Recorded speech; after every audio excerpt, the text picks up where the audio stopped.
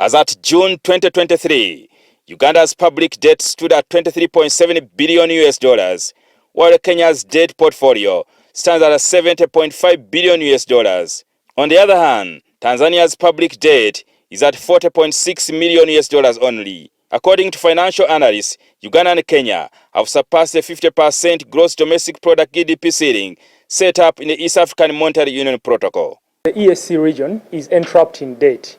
Nearly almost all the ESC countries have surpassed the East African Monetary Union threshold, the EAM threshold of 50% in terms of debt to GDP ratio.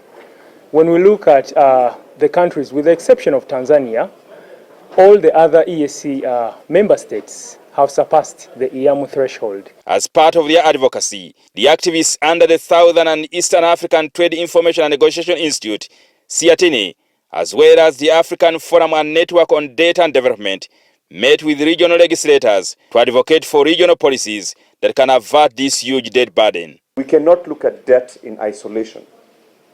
You look at debt as a factor of it impacting on the productive capacity of the region. If you cannot add value to the oil that you're exporting, Nigeria is a very good example. One of the largest oil producers in the world exports crude oil, imports petroleum. It's no wonder it has a debt problem. We're looking out for the now and the future, that our future generations will not be constrained because they have to pay off the debt. They're actually concerned that in the event that public debt is not properly utilized, it actually puts our future generation at a risk. Well, we see that there has been increase in borrowing commercially, and this has not been matched by the increase in the gross capital fixed formation across the ESC.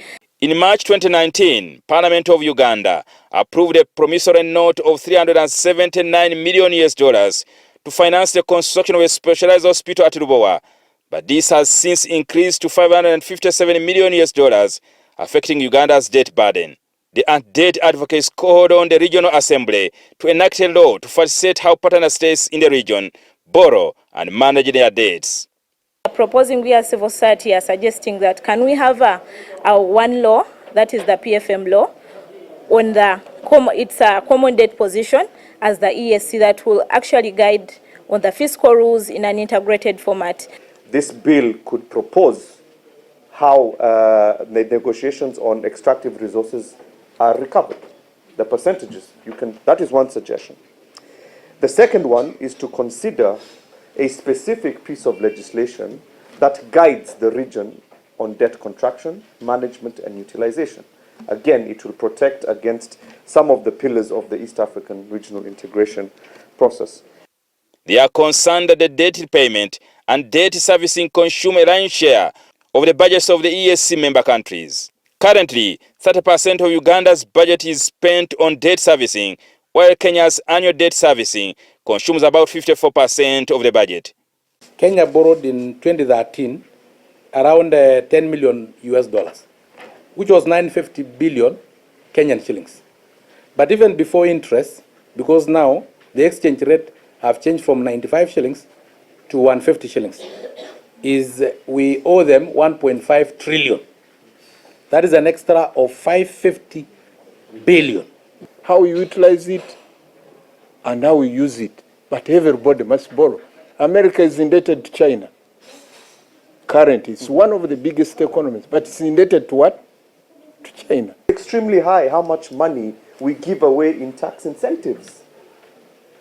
1.4 percentage points worth of tax revenue has been lost in Rwanda, according to the government's report for last year. 1.4 percentage points, not percent. Yeah? In Kenya, it's the same thing. In Uganda, it is the same thing. However, the regional legislators are concerned that although the region is endowed with abundant resources, the countries continue to borrow instead of developing their own resources. Talk about minerals. Why is it that in the Eastern DRC there is always war? That is the richest. There is a lot of mineral there. Too much. That country should be one of the richest countries in this continent, or even in the world. but they keep us in this situation. Jingo Francis, NTV in Arusha, Tanzania.